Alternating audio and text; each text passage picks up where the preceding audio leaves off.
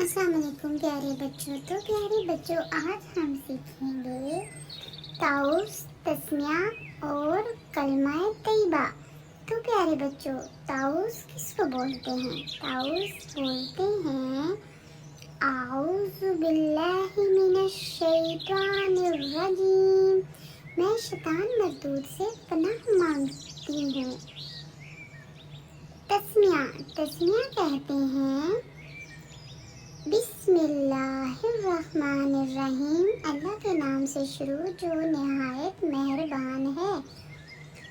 کلمہ طیبہ لا الہ الا اللہ محمد رسول اللہ، اللہ کے سوا کوئی عبادت کے لائق نہیں، محمد صلی اللہ علیہ وآلہ وسلم اللہ کے رسول ہیں.